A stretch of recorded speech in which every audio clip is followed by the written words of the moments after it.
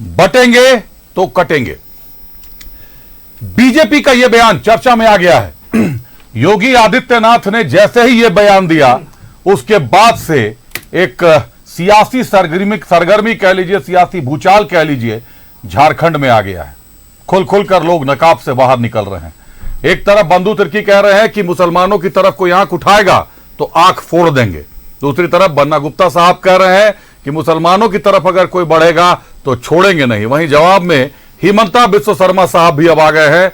हिमंता साहब कह रहे हैं कि केवल मुसलमानों के घर पर चढ़ने पर ऐसा वादा क्यों कर रहे हैं बन्ना गुप्ता साहब? अगर करना है तो हिंदुओं के लिए भी करें। समुदाय को या धर्म को अलग अलग देखकर क्यों कर रहे हैं? कोई हिंदू या मुसलमान नहीं होता। जब कोई विधायक बनता है, जब कोई मंत्री बनता है, जब कोई नेता बनता है, तो उसके लिए जनता एक जैसी होती है, चाहे वो उसके वोटर रहे हो या ना रहे हो। क्योंकि लोकतंत्र की यही खूबसूरती रही है कि आपके लिए मतदान किसने किया, ये आपको अंत समय तक पता नहीं चलता कि कौन आपके फेवर में है, कौन आपके अगेंस्ट में है। लेकिन इस बात को समझने में कहां किससे भूल हो रही है। हमारे राजनेता आम जनता के बारे में क्या सोचते हैं, इसको भी समझना होगा, इसको भी सुनना होगा। आपको सुनाते हैं, पहले बयानों की धार समझ लीजिए, बयानों की बयार समझ लीजिए, उसके बाद करेंगे चर्चा कि आखिर क्यों योगी बोल रहे हैं कि बटोगे तो कटोगे। कटाओगे बटाओगे, तुम कटाओ और बटाओ।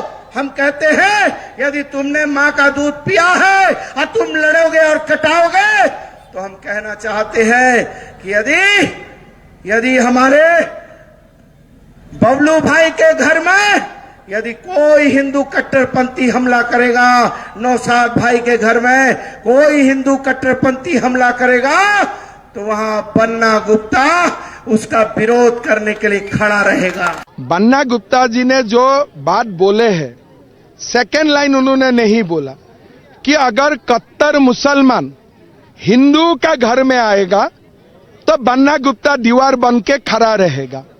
वो बात तो उन्होंने नहीं बोला। तो सुनाए आयोग को बन्ना गुप्ता का खिलाफ व्यवस्था लेना चाहिए। क्या कट्टर हिंदू में ही है? कट्टर हिंदू मुसलमान का घर में आएगा, लेकिन कट्टर मुसलमान क्या हिंदू का घर में नहीं आएगा? बन्ना गुप्ता का जो बयान है, इसका बाद बन्ना गुप्ता को अरेस्ट करना चाहिए, बन्ना गुप्ता को गिरफ्तार करना चाहिए कम्युनल बयान देने के लिए। और एक प्रकार से बन्ना गुप्ता हिंदू समाज का ऊपर लांछन लगाने का काम कर रहा है। उनने पूरा हिंदू समाज को एक हिसाब से कट्टर हिंदू का नाम देने का ये दुस्साहस किया है। मैं झारखंड का राज्यवासियों को निवेदन करूंगा कि ये बन्ना गुप्ता को आप ऐसा सबक सिखाइए और जिंदगी भर वो हिंदू का खिलाफ कुछ भी बोलने का लायक ना रहे। आमतौर पर यह होता है कि भाजपा पे आरोप लगता है कि हिंदूवादी राजनीति भाजपा करती रही है, राम के नाम पर राजनीति करती है। माना जाता है कि अल्पसंख्यकों का वोट कांग्रेस के खेमे में जाता है, लेकिन ऐसा है नहीं। दरअसल कई आपको अल्पसंख्यक नेता मिलेंगे जो भाजपा में भी सक्रिय हैं, उनका अपना जनाधार है। लेकिन मुद्दा यह है कि एक नेता, एक मंत्री, अगर बन्ना गुप्ता साहब मंत्री हैं तो मंत्री होते हुए वो ये कैसे कह सकते हैं कि कोई चढ़ेगा किसी धर्म विशेष पर, किसी के घर आग दिखाएगा तो मैं खड़ा हूं? वो एक आम जनता के बारे में ये कह सकते थे, ये टिप्पणी कर सकते थे कि कोई भी किसी के घर अगर करेगा तो बन्ना गुप्ता वहां पर मौजूद है। आप मंत्री हैं साहब, आपकी जिम्मेदारियां हैं राज्य की जनता के लिए, तो आप फिर मंत्री बनेंगे तब तो आप फिर यही कहेंगे। हिमंता बिस्व शर्मा साहब ने मंत्री महोदय बन्ना गुप्ता जी की गिरफ्तारी का आग्रह कर दिया है। दूसरी तरफ बंधु तिर्की साहब हैं, उनकी बेटी शिल्पी नेहा तिर्की चुनाव लड़ रही हैं मांडर विधानसभा क्षेत्र से। पहले उन्होंने बिहारियों को बाहरी कह दिया कि देखिए किस तरीके से यहां पर जो बिहारी रहते हैं वो भी तो बाहर के हैं, घुसपैठियों के साथ तुलना कर दी। उसके बाद कांग्रेस बैकफुट पर गया, कांग्रेस ने कह दिया ये उनकी निजी सोच है, निजी टिप्पणी है। लेकिन आज जिस तरीके से कांग्रेसी नेताओं के बयान सामने आ रहे हैं, बड़ा हिंदू वर्ग आहत है ये सोचकर कि आखिर क्या हिंदू कांग्रेस के वोटर नहीं है? क्या कांग्रेस को हिंदू वोट नहीं देते? यह सवाल खड़ा हो गया। अगर आप भी हिंदू हैं, कांग्रेस के वोटर हैं, तो इन बयानों को सुनकर आप भी सोचने पर विवश हो जाएंगे कि क्या आपके वोटों की गिनती नहीं होती, या आपके वोटों पर हिंदू मुसलमान का कोई तमगा लगा हुआ रहता है? यह धर्म विशेष की लड़ाई क्यों? क्यों छेड़ा जा रहा है धर्म विशेष को कि यह माना जा रहा है कि अल्पसंख्यक मुसलमानों का वोट एक मुश्त गिरेगा? यह कहीं किसी धर्म में संभव नहीं होता कि एक मुश्त किसी का वोट, सारे लोगों का वोट कहीं पर गिर जाए। लेकिन यह छेड़ना आखिर किस लिए? और छेड़ने पर जवाब देने के बाद, प्रतिक्रिया के बाद मामला तो गर्म हो गया है। बंधु तिर्की जी का भी सुन लीजिए, बंधु तिर्की ने क्या कहा और उस पर असम के मुख्यमंत्री ने क्या कुछ कहा है। टाइप का लोग बंधु तिर्की मंगलेश्वर उराव, अमरजीत भगत का लोग, खबरदार मुसलमान को आंख दिखाने का काम किया, डराने का काम, तो आंख फोड़ के रख दूंगा इस बात को। बंधु तिर्की जिंदाबाद। कोई हिंदू का ऊपर अत्याचार करेगा तब उनका आंखों आप निकालेगा कि नहीं निकालेगा? कोई मुसलमानों का ऊपर अत्याचार करे तो आप आंखों निकालेगा, लेकिन वही मुसलमान अगर हिंदू के ऊपर अत्याचार करे, वही मुसलमान गाईबाथान जैसा स्थानों में जैसे आदिवासी का ऊपर अत्याचार किया था, अगर मुसलमान आदिवासियों का ऊपर अत्याचार करते हैं, सरना का ऊपर अत्याचार करते हैं, अगर मुसलमान सनातन का ऊपर अत्याचार करते हैं, तब उनका आंखों आप निकालेगा कि नहीं निकालेगा? बंधु तिर्की और बन्ना गुप्ता मुसलमान वोट पाने के लिए वो हिंदू समाज को खुलेआम चैलेंज कर रहा है।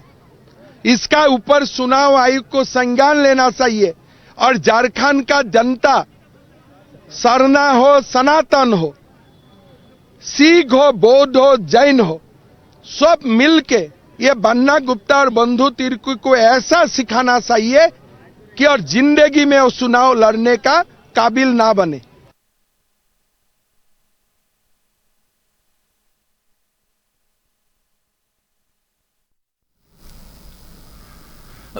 तमाम बयान आपके सामने है। यह शर्मनाक है, किसी का भी बयान हो यह शर्मनाक है। धर्म विशेष पर क्या हिंदुस्तान में मुसलमान कमजोर हैं?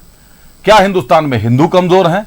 सबका बराबरी का अधिकार है, हर वर्ग का, चाहे वो किसी भी धर्म का हो, किसी भी समुदाय का हो, हिंदू, मुस्लिम, सिख, ईसाई। इसीलिए लोकतंत्र की खूबसूरती यही है। लोकतंत्र इसी को कहते हैं कि आप अपने धर्म का सम्मान कर सकते हैं, लेकिन क्या आग लगाने वाले उसी धर्म के हैं?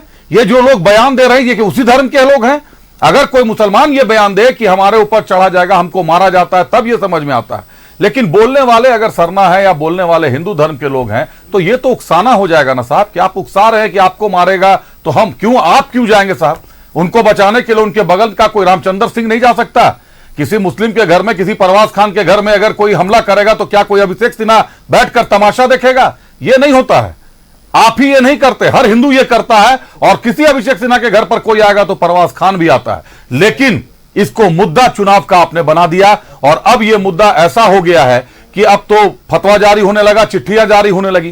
पहले एक बार अतिथियों से चर्चा कर लेते हैं, रुक करते हैं, हमारे अतिथियों का स्वागत करते हैं। आरजेडी से क्षितिज मिश्रा साहब हमारे साथ हैं। क्षितिज, स्वागत है आपका। आंसू से प्रवास खान साहब हमारे साथ हैं। प्रवास, स्वागत है आपका। बीजेपी से प्रतुल शाहदेव जी हैं। प्रतुल जी, स्वागत है आपका। जोहार अभिषेक जी। शुरुआत प्रवास खान साहब से ही करते हैं। प्रवास साहब, आप भी एक मुसलमान हैं, आंसू में है, एनडीए गठबंधन में है, कैसे देखते हैं? ये तरस खाना है, ये उकसाना है, ये बयान, ये झगड़ा लगाना है हिंदू मुस्लिम के बीच, आखिर कैसे देखते? कोई क्यों मुस्लिम के घर पे चढ़ेगा, ईटा फेंकेगा, पत्थर फेंकेगा कि किसी मंत्री को और किसी विधायक को सामने आना पड़े? और क्या आज तक के इतिहास में, आप भी काफी दिनों से पत्रकारिता में भी सक्रिय रहे, अब राजनीति में भी सक्रिय हैं, क्या आपने कभी देखा है कि मजहबी उन्माद में कोई नेता सामने आकर खड़ा हुआ हो? धन्यवाद अभिषेक। आपने पूछा कि किस नजरिए से देखेंगे। हम तो बाबा भीमराव अंबेडकर साहब के नजरिए से देखेंगे। संविधान में सामाजिक न्याय, समरसता और समानता की उन्होंने बात की और हमारी पार्टी भी सामाजिक न्याय और समानता की बात करती है। ये देखिए, ये हताशा वाला बयान है, ये हताशा वाला बयान है। मैं बंधुदा को ही बोलूँगा, बन्ना जी को बोलूँगा जो स्वास्थ्य मंत्री थे, ये हताशा वाला। 5 साल ये कहाँ रहे? 5 साल ये कहाँ रहे?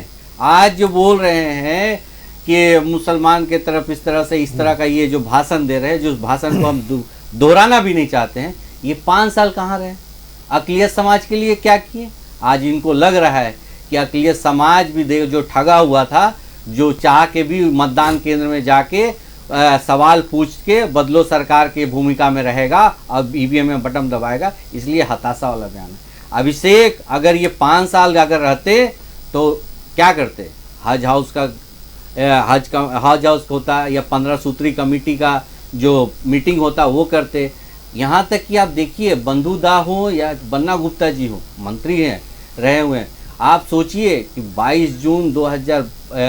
10 जून 2022 की घटना, जिसमें सरेआम 3 अक़लियत समाज के बच्चों को गोली मार दिया गया मेन रोड में। आज भी उनके परिवार दर दर न्याय के लिए भटक रहे हैं। कभी तो एक सब चूं तक तो नहीं आवाज आया इनके लिए। आज जब देख रहे हैं कि एनडीए के जो रैली में जिस तरह से जन सैलाब उड़ रहा है, जिसमें धर्म और जाति विशेष का नहीं, एक झारखंडीय उमड़ रहा है कि सरकार को हमको बदल देना है, उसके लिए ये भय से, ये बौखलाहट में कुछ भी अनर्गल बात कर रहे हैं। लेकिन झारखंड की जनता बहुत सुधी जनता है, इनके भ्रम में 5 साल फंस गई थी। अब वो सवाल भी पूछेंगे और सरकार भी बदलेंगे, क्योंकि अब की बार रोजगार देने वाली सरकार आएगी। अब की बार रोजगार देने वाली सरकार आएगी। अकलियत के साथ आखिर कब खड़े रहे हैं ये मंत्री, सवाल पूछ रहे हैं आंसू से परवाज खान साहब। क्षितिज मिश्रा साहब, गठबंधन से है आप, आरजेडी से हैं आप, इस तरीके के बयान चुनाव के ठीक पहले आना कितना सटीक मानते हैं कि मुसलमान के घर में चढ़ेंगे तो बन्ना गुप्ता सामने आ जाएगा? बंधु तिर्की जी कह रहे हैं आंख फोड़ दें। किसका आंख फोड़ेंगे? क्या यादव का आंख फोड़ेंगे, सरना आदिवासी का आंख फोड़ेंगे, हिंदू का आंख फोड़ेंगे या मुसलमान का आंख फोड़ेंगे? बात पूरी तो कर देते। किसका आंख फोड़ना चाहते हैं? देखिए, पहले तो मेरे प्रभात भाई ने कहा कि 10 तारीख की घटना को कहा, तो आपको मैं बता दूं कि सबसे पहले आरजेडी के लोगों ने, हमारे माननीय प्रदेश अध्यक्ष जी ने प्रेस कॉन्फ्रेंस किया था और एसएसपी को हटाने का आग्रह किया गया था कि उनको हटाया जाए यहाँ से। तो हमने प्रेस कॉन्फ्रेंस किया था, आप देखिएगा उसको, तो प्रेस कॉन्फ्रेंस किया था। दूसरी बात, हमने अभिषेक जी, हमने बहुत पहले जब हम लोग एक दिन बैठे हुए थे, हमने कहा था कि यहाँ के चुनाव को भी ये लोग हिंदू मुसलमान पर ही लड़ेंगे, क्योंकि भाजपा के पास कभी भी कहीं भी ये लोग नहीं लड़ सकते विकास पर। क्यों? क्योंकि इन्होंने नहीं किया है। आप देखिए, इन्होंने आकर के माननीय योगी जी नारा देते हैं, बटेंगे तो कटेंगे। मैं भी तो एक सवाल पूछता हूं आज हमारे बड़े भाई प्रतुल सहदेव से कि आखिरकार वो काटने वाला कौन है? वो कौन है जो काटेगा, जिसके लिए हम लोग को एक होना है? ये बात भी आप भी बताइए। मंच पर चढ़ करके कहना चाहिए था कि ये काट देंगे, इसीलिए हम लोग बटना नहीं चाहिए, हम लोग नहीं बटेंगे, नहीं तो वो आदमी काट देगा। कौन है ये? क्या कोई भूत है या कोई व्यक्ति है या कौन है? दूसरी चीज, ये लोग लगातार देखिए शुरू से ही ये लोग कर रहे हैं, रोहिंग्या मुसलमान पर कर रहे थे। इनका देखिएगा थ्योरी कैसा गजब कमाल का है। रोहिंग्या मुसलमान भारत में प्रवेश करता है कब? जबकि कांग्रेस का शासन, ये कह रहे हैं कांग्रेस का शासन था, ठीक है, और भारत में प्रवेश कर जाता है और झारखंड के बाहर बॉर्डर पर खड़ा रहता है कि अरे हेमंत जी की सरकार आने दो तब घुसेंगे। 5 साल में रोहिंग्या मुसलमान घुस जाता है, ये कह रहे हैं। तो ये कमाल की बात कर रहे हैं। और अगर नहीं घुसा है तो आप बताइए ना कि वो जो सेंट्रल का जो बॉर्डर होता है वो किसकी जिम्मेदारी है? आपकी जिम्मेदारी है। और वो जिम्मेदारी को आप भूल जाते हैं और आकर के मैं आ रहा हूं घुसपैठ पर भी आ रहा हूं। आप स्टेट पर आरोप लगाते हैं। नहीं, क्षितिज साहब सुन ले मेरी बात, मैं घुसपैठ पर भी आ रहा हूं। अभी सवाल यह है कि जो बन्ना गुप्ता साहब और बंधु तिर्की कह रहे हैं, आप ही कह रहे हैं कि हिंदू मुसलमान की लड़ाई लगवाएंगे क्योंकि इनके पास विकास की कोई कहानी नहीं है। तो बन्ना गुप्ता साहब और बंधु तिर्की साहब ने क्या भाजपा ज्वाइन कर ली है? नहीं, भाजपा वो ज्वाइन नहीं किए, लेकिन तो बयान का जवाब मैंने सुना है आपको। आप सुनिए अभिषेक जी, हम बता रहे हैं आपको, सबसे पहले भारत में या झारखंड में आकर के बटोगे तो कटोगे किसने नारा दिया था? ये क्या नारा है?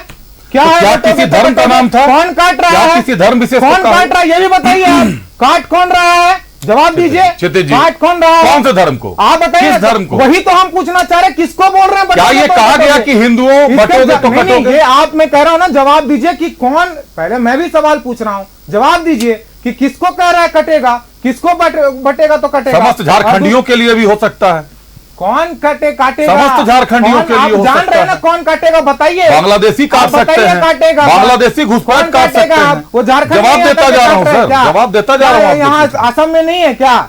बिल्कुल काट रहे हैं सर, तब तो 30 लाख लोगों की आ गई है ना। बात करते हैं ये। मुझे ये बताइए, आप किसका फोड़ेंगे? बंधु तिर्की और बन्ना गुप्ता किसको चैलेंज दे रहे हैं? इस चीज पर मैं वो नहीं करना चाहता क्योंकि ये बन्ना गुप्ता जी का बयान है, ये हमारा बयान नहीं। चलिए, प्रतुल सहदेव, और मेरा यही मानना है कि चुनाव हो तो विकास पर हो, ना कि धर्म पर। एक बड़ी खबर आ गई है। बीजेपी सांसद दीपक प्रकाश ने राज्यपाल को लिखा पत्र। महाधिवक्ता राजीव रंजन को लेकर लिखा पत्र।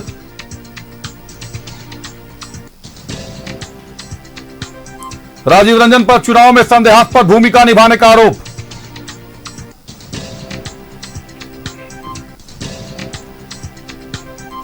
संवैधानिक पद पर रहते हुए राजीव रंजन बन गए जेएमएम के प्रवक्ता।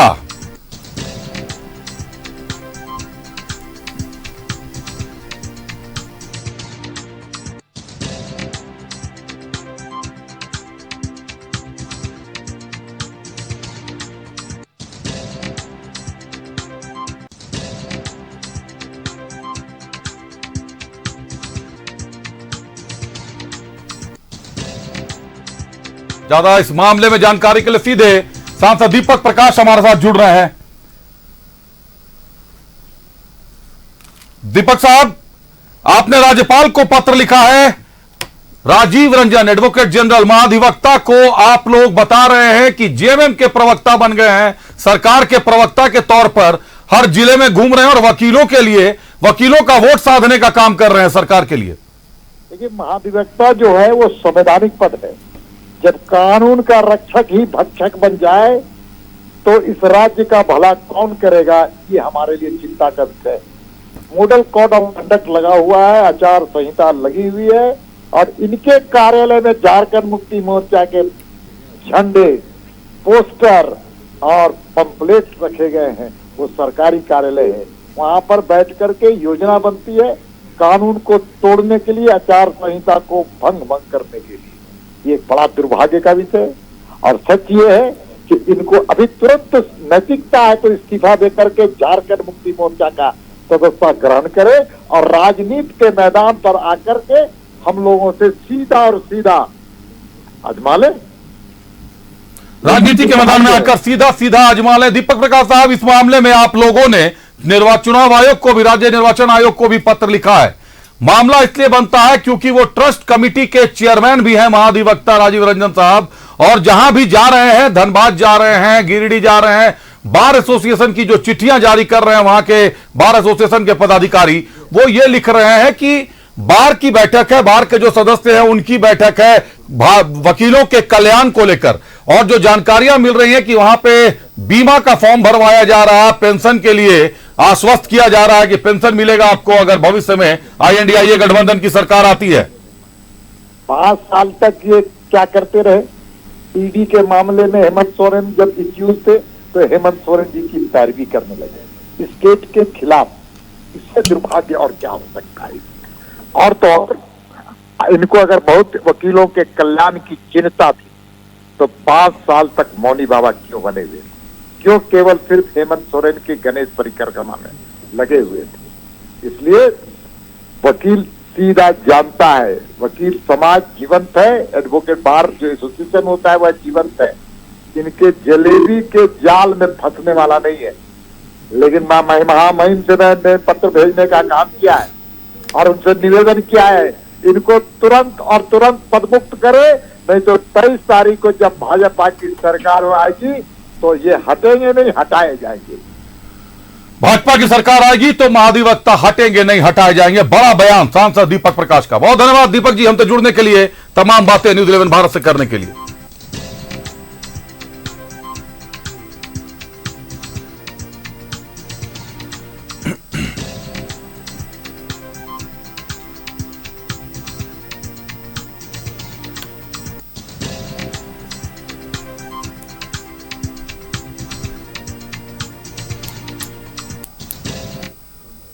तो एक तरफ महाधिवक्ता राजीव रंजन के खिलाफ भाजपा का हल्ला बोल हो गया है। महाधिवक्ता साहब की कई तस्वीरें भी आई हैं, बार एसोसिएशन धनबाद में मौजूद है, गिरिडीह में मौजूद है, पत्र भी आए हैं, उसमें यह लिखा हुआ है कि बार की बैठक है, सदस्यों को आमंत्रित किया गया है, वकीलों के कल्याण को लेकर बात करनी थी, लेकिन वहां फॉर्म भरवाया जा रहा था बीमा का, स्वास्थ्य बीमा का, पेंशन के लिए उनको बताया जा रहा था कि एकदम फिक्स है, आश्वस्त किया जा रहा था जो भाजपा का जो आरोप है। तो एक तरीके से वकीलों का वोट साधने का काम कर रहे हैं। बहरहाल लौटते एक बार बन्ना गुप्ता साहब, बंधु तिर्की का बयान और उसके बाद हिमंता बिस्वा शर्मा का जवाब। हमारे साथ अतिथि प्रतुल सहदेव जी भी जुड़े हैं, लेकिन प्रतुल सहदेव से पहले हम चलते एक बार सांसद संजय सेठ साहब हमसे जुड़ गए हैं, सीधे संजय सेठ साहब के पास चलते हैं। संजय सेठ साहब, आखिर किसको कह रहे हैं बंधु तिर्की साहब की आंखें फोड़ देंगे, किसकी आंखें फोड़ना चाहते हैं? बन्ना गुप्ता साहब किसको कह रहे हैं कि कोई मुसलमान के घर पर चढ़ेगा तो बन्ना गुप्ता उसको छोड़ेगा नहीं, बन्ना गुप्ता खड़ा मिलेगा? कौन चढ़ेगा उनके घर पर? और क्या 5 सालों में सरकार के दौरान बंधु तिर्की या बन्ना गुप्ता साहब किसी अकलियत समाज के यहां, किसी मुसलमान के यहां जब विपदा पड़ी थी, नजर आए थे? आप देखो इनका भाषा शैली संस्कार, इनका संस्कार ही यही है और चाल चरित्र चेहरा झारखंड की जनता ने देख लिया है।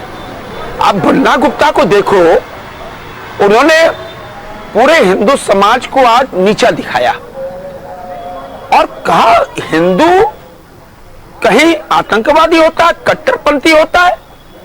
हिंदू कभी कट्टरपंथी नहीं होता है। आप देखो, हम छोटी से सत्यनारायण पूजा भी करते हैं, कोई दुर्गा पूजा, कोई सरस्वती पूजा, कुछ करते हैं। हम नहीं कहते मां हमारा कल्याण करो, हम तो कहते हैं मानव समाज का कल्याण करो, विश्व का कल्याण करो। हम तो विश्व की कल्याण की बात करते हैं। लेकिन ये लोग, अब इनके एक राजकुमार हैं राहुल गांधी, इन्होंने लोकसभा में हिंदू को कहा आतंकवादी। अब पूछो, हिंदू कोई आतंकवादी या हिंसक होता है? कहीं हिंसा करता है? अब इनके खड़के के बेटे ने क्या कहा, सनातनी तो भाई कोरोना है, एड्स है, ऐसी ऐसी भाषा। अब ऐसी भाषा का इस्तेमाल करेंगे सार्वजनिक जीवन में, ये क्या आप कहना चाह रहे हैं? एक वोट बैंक को खुश करने के लिए लगातार हमेशा इनके मुंह से असत्य और गालियां निकलती हैं। ये तो हद हो गई। अब इनसे पूछो, हाँ ये करेंगे, क्यों करेंगे? क्योंकि भगवान पुरुषोत्तम राम को काल्पनिक बताते हैं और राम के आमंत्रण को, मंदिर के उद्घाटन के आमंत्रण को भी ठुकराते हैं, तिरस्कार करते हैं। तो इनका तो जो कहते हैं ना चाल चरित्र चेहरा जनता ने देख लिया। आज दूसरे बंधु तिर्की इनका आप देख लो, डोमेसाई से लगातार नीचे तक इनकी हिस्ट्री देख लो, ये हमेशा हिंसा की बात करते हैं। आप बन्ना गुप्ता को बताओ कि उनके कांग्रेस के उनके मित्र क्या कह रहे हैं, आंखें फोड़, किसकी आंखें फोड़ोगे भाई? किसको धमकी दे रहे हो आप? ये तो हिंसा पे उतारू हैं, क्योंकि इनको हार।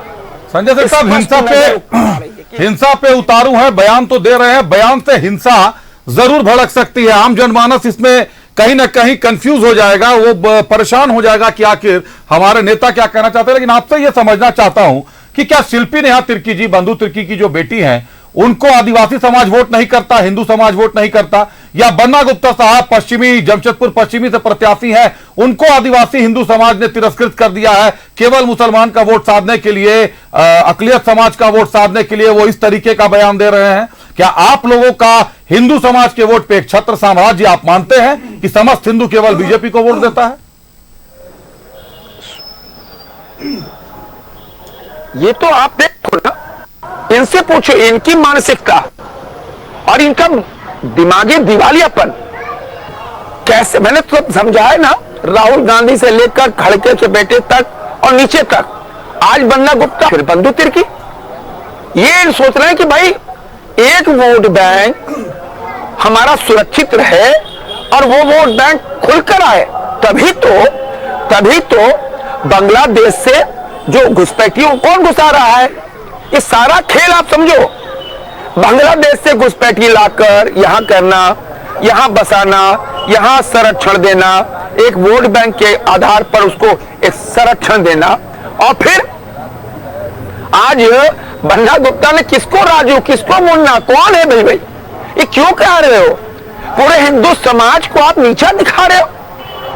मेरा बड़ी, ये तो कह सकते कि ये तो हिंदू समाज के नाम पे एक कलंक है। बन्ना गुप्ता एक कलंक है। आप चंद वोटों के लिए पूरे सनातनी धर्म को आपने क्या कह दिया, गालियां बक दी। ये तो अब तो पूरा हिंदू समाज मरमाहत है, पूरा सनातनी समाज आज एकदम खून के आंसू रो रहा है कि भाई एक सनातनी धर्म का आदमी जो भटक गया सिर्फ चंद वोटों के लिए भटक गया और पूरे सनातनी धर्म को, पूरे हिंदू समाज को कलंकित कर रहा है। शर्म आती है ऐसे लोगों पर कि सिर्फ सत्ता पाने के लिए, कुर्सी पाने के लिए धर्म को और पूरे समाज को, पूरी कहते हैं ना सनातनी धर्म को अशब्द कहना। शर्म आती है ऐसे नेताओं पर। लेकिन संजय साहब, INDIA गठबंधन का भी आरोप है कि आदित्य योगीनाथ जब झारखंड आए थे तो बटेंगे तो कटेंगे का नारा दिया था। आखिर किसको बटना था, किसको कटना था? कौन बांट रहा था, कौन काट रहा था? अरे भाई योगी जी ने ठीक, भाई योगी जी ने तो साफ है, बटोगे तो कटोगे। अब कोई अपने ऊपर ले ले, बटना समाज बटेगा तो कटोगे, ये तो स्पष्ट है ना, कहां इसमें भेद है? अब मेरी बात समझाओ, देखो मैं स्पष्टवादी हूं, मैं स्पष्ट बोलता हूं जी कि समाज अगर बट गया, समाज टूट गया तो समाज तो फिर माने कटना का मतलब क्या? कोई आरी से थोड़ी काटेगा। लेकिन वो जो समाज बटता है तो कटता भी है। और समाज, इसीलिए योगी जी ने कहा कि भाई समाज को बांटो मत, नहीं तो आने वाले दिन कठिन होने वाले हैं, आने वाले दिन कोई आसान नहीं है। अब मेरी बात सुनो, मैं स्पष्टवादी इसलिए हूं, एक कहीं कोई मोहल्ला है, कोई नगर है जहां 10 घर हैं, 10 घर में 9 घर हिंदू समाज के हैं, एक घर कोई मुस्लिम भैया का है। मुस्लिम सुरक्षित है कि नहीं आप बताओ? 100% सुरक्षित है। लेकिन दूसरी ओर आप आओ, जो आज का समय दिखा रहा है, जहां 10 घर है, अगर 5 घर हिंदू समाज का है, 5 घर मुस्लिम समाज का है, तो हिंदू डर जाता है। यही है कि बटोगे तो कटोगे। और योगी जी ने स्पष्ट संदेश देश को दे दिया है कि भाई आओ, आने वाली पीढ़ी हमको माफ नहीं करेगी, इसलिए किसी जात में, पात में, धर्म में बटना नहीं है, देश को एक रखना है, देश को प्रधानमंत्री नरेंद्र मोदी के नेतृत्व में आगे बढ़ाना है। देश और दुनिया, देखिए भारत की तकदीर और तस्वीर मोदी ने बदल दी। अब दुनिया मुरीद है कि मोदी, भाई मोदी मतलब डेवलपमेंट, मोदी मतलब विकास। मोदी ने जो देश के अंदर प्रधानमंत्री नरेंद्र मोदी जी ने डेवलपमेंट गांव गरीब किसान तक पहुंचाया, कोई कल्पना नहीं कर सका था। प्रधानमंत्री ने इसीलिए कहा 140 करोड़ मेरे परिवार वालों। ये कोई प्रधानमंत्री, क्या मेरा परिवार है? ये तो एक गौरव करने वाली बात है ना। निश्चित तौर पर पीएम का कहना है तो पीएम के कहने पर गौरव होना भी चाहिए हर देशवासी को, चाहे वो जो भी हो। देशवासी इस देश का रहने वाला है, वो किसी भी धर्म का हो, सबका सम्मान है। लेकिन किसी भी धर्म को इस तरीके से अपमानित करना, अब ये उस समाज को सोचना है। भारत माता के 140 करोड़ देशवासी, बिल्कुल देशवासी एक परिवार के रूप में, एक मुट्ठी के रूप में, यही तो प्रधानमंत्री की सोच है। तभी तो प्रधानमंत्री अपने को प्रधान सेवक बताते हैं कि मैं प्रधान सेवक हूं। आज तभी तो दुनिया में शांति लानी है तो मोदी को बुलाओ, दुनिया में सौहार्द लाना है तो मोदी को बुलाओ, दुनिया में यूक्रेन रसिया का युद्ध खत्म करना है तो मोदी को बुलाओ, अरब कंट्री इजराइल में तनाव कम करना है मोदी को बुलाओ। मोदी तो एक शांति दूत बन के है दुनिया में। और वही मुट्ठी, आज भारत एक मुट्ठी है, 140 करोड़ देशवासी भारत के साथ खड़े हैं, 140 करोड़ देशवासी प्रधानमंत्री नरेंद्र मोदी के साथ खड़े हैं। तभी दुनिया आपको पूज रही है, तभी दुनिया आपकी शक्ति को सैल्यूट कर रही है। चलिए संजय साहब, बहुत धन्यवाद। संजय सेठ साहब, हमारे साथ जुड़ने के लिए, तमाम बातें जो आपने की, बटोगे तो कटोगे पर भी, और आंखें फोड़ने से लेकर बन्ना गुप्ता सामना करेंगे, इस पर भी एक बार समझेंगे। एक ब्रेक ले लेता हूं, ब्रेक के बाद लौटूंगा तो प्रफुल्ल सहदेव जी हमारे साथ जुड़े हुए। प्रफुल्ल सहदेव जी से पूछूंगा कि भाई बन्ना गुप्ता साहब किसको कह रहे हैं? बीजेपी को कह रहे हैं, हिंदुओं को कह रहे हैं, आदिवासियों को कह रहे हैं, बंधु तिर्की साहब किसको चैलेंज कर रहे हैं? आखिर ये चैलेंज है किसको? तो सीधे अतिथियों के पास चलते हैं। प्रफुल्ल सहदेव साहब हमारे साथ जुड़े हुए हैं। प्रफुल्ल साहब, दोनों बातें स्पष्ट कर दीजिए। बीजेपी कहती है बटेंगे तो कटेंगे, ये एक समाज के लिए पूरा है, या तो बटने वर्गों पर बोल रहे हैं, धर्मों पर बोल रहे हैं, किस पर बोल रहे हैं, आप स्पष्ट कर दीजिए। लेकिन दूसरी तरफ यह बता दीजिए कि भाई आप लोग राजनेता है, बंधु तिर्की साहब किसकी आंखें फोड़ देंगे और बन्ना गुप्ता साहब किसको नहीं छोड़ेंगे अगर कोई मुसलमान के घर पर? मुझे तो लगता है बन्ना गुप्ता साहब के खिलाफ बाबर खान साहब चुनाव लड़ रहे हैं, वो खुद एक मुसलमान है वहां से, और पहले बन्ना गुप्ता के साथ में घूमते थे, अभी जेएमएम से बाहर निकले हैं। देखिए, सरकार ने, पहले मैं आपके सेकंड पार्ट का जवाब दे दूं अभिषेक जी। इस सरकार में 5 वर्षों से जो सिर्फ मुस्लिम तुष्टिकरण और जो ईसाई तुष्टिकरण का नंगा नाच हुआ है ना, वो अब इनके सर चढ़ कर बोल रहा है। माफ कीजिएगा, देखिए बंधु तिर्की ने क्या कहा। बंधु तिर्की ने कहा आंख फोड़ देंगे जो मुसलमानों की तरफ आंख उठाएगा। तो कौन आंख उठाएगा साहब? किसकी आंख फोड़िएगा बंधु तिर्की? यादवों की, क्षत्रियों की, भूमियारों की, कायस्तों की, कुर्मियों की, कोयरियों की, ओबीसी की, आदिवासियों की या एससी की? किसकी आंख फोड़ने की धमकी दे रहे हैं? मुसलमानों के पक्ष में खड़े हैं आप। काश आपने यही लफ्ज निकाला होता कि कोई आदिवासी की तरफ भी आंख उठाएगा तो मैं उसकी आंखें फोड़ दूंगा, कोई अगर किसी पीड़ित व्यक्ति की तरफ आंख उठाएगा तो मैं आंखें फोड़ दूंगा। लेकिन ये तो वही बंधु तिर्की है ना जो कह रहे थे कि हम लोग ना काले गाय की बलि देते हैं, बलि बलि बलि, 3 बार बलि कहा था। ये वही लोग हैं घृणित मानसिकता के जो काली गाय की बलि देने की बात करते हैं। और साहब हद कर दिया आपने मुस्लिम तुष्टिकरण में। आप तो जिस सीमा पे गिर गए किसी ने सोचा नहीं था। और बन्ना गुप्ता की बात कि हिंदू कट्टर जो भी देखेगा मैं उसके सामने खड़ा रहूंगा। कौन हिंदू कट्टर होता है साहब? कोई हिंदू समाज कट्टर नहीं होता। क्या यादव कट्टर होते हैं? क्या ओबीसी समाज कट्टर होता है? क्या क्षत्रिय कट्टर होते हैं? क्या ब्राह्मण कट्टर होते हैं? क्या आदिवासी कट्टर होते हैं? क्या एससी समाज कट्टर होता है? किसको कट्टर बता रहे बन्ना गुप्ता? आपने तुष्टिकरण की सारी सीमाएं पार कर दी। और इस तरह के घृणित बोल जो है ना, यह साफ तौर पर दिखा रहा है कि मुस्लिम वोटों के ध्रुवीकरण के कारण ये इतने घृणित बोल बोल रहे हैं। मेरा आग्रह होगा आपके माध्यम से चुनाव आयोग संज्ञान ले, और मैं सहमत हूं माननीय हेमंत विश्व शर्मा ने जो कहा कि इन दोनों की गिरफ्तारी होनी चाहिए। और देखिए कैसे घृणित बोल, जब बंधु तिर्की मंत्री थे उस समय से एक परंपरा शुरू हुई जो बाद में हमारी सरकार ने रोकी, फिर शुरू हो गई। साहब जो मुस्लिम बहुल इलाके हैं वहां पे सरकारी स्कूल है, वहां पे छुट्टी का दिन किस दिन तय है? संडे। लेकिन इन्होंने कहा नहीं साहब फ्राइडे की नमाज होती है, फ्राइडे को छुट्टी करेंगे। और अघोषित रूप से मुसलमानों के दबाव में क्षेत्र के फ्राइडे को छुट्टी कर दी गई। अभिषेक, अगर सनातनी समाज उठकर खड़ा होगा कि भाई सोमवार को महादेव का दिन होता है, मंगलवार को बजरंग बली का दिन होता है, बुधवार को गणेश जी का दिन होता है, बृहस्पति को भगवान विष्णु का दिन होता है, शुक्रवार को मां का दिन होता है, शनिवार को शनिदेव का, और रविवार को सूर्यदेव का दिन होता है, तो क्या है सनातनी समाज के हिसाब से भी छुट्टियां देनी चाहिए? सरकारें जो है ना, जो व्यवस्था, शिक्षा व्यवस्था नियम कानून से चलती है। फ्राइडे का नमाज पढ़ना तो फ्राइडे को छुट्टी कर दी और सरकार खामोश रही। सरकारी और सरकार का तुष्टिकरण का रिकॉर्ड में दिखाता हूं। मुस्लिम होटल चल रहा, कुछ नहीं हुआ। जमशेदपुर में हिंदू फल दुकान एक व्यक्ति ने लिखा, जेल भेज दिया सरकार ने। उसके बाद सामान्य विद्यालय जो थे मुस्लिम बहुल इलाके में जबरन उर्दू विद्यालय बना दिया गया। शिक्षा की पद्धति जो गाइडलाइन है ना, जो झारखंड शिक्षा परिषद की, उसमें हाथ जोड़कर पद्धति है। और इन लोगों ने क्या किया? पीछे करके कर दिया। क्यों साहब? यह सनातनी परंपरा हाथ जोड़ने की। और जो छुट्टी की तिथि थी जो मैंने आपको बताया, रविवार से हटाकर फ्राइडे कर दिया मुस्लिम बहुल इलाके में। एक आईएएस अधिकारी थे जो डिप्टी कमिश्नर थे, वो पलामू डिवीजन के, उन्होंने कहा मैं मुस्लिम अधिकारी हूं, बंधु तिर्की को ही नसीहत दे रहे थे, और तुम मुस्लिम वोटों से जीतते हो, तुम मुस्लिम इलाकों में जाकर राजनीति नहीं करो। उस इलाके उस अधिकारी पर कोई कार्रवाई नहीं हुआ, उल्टे उसको एक अच्छी पोस्टिंग दे दी गई।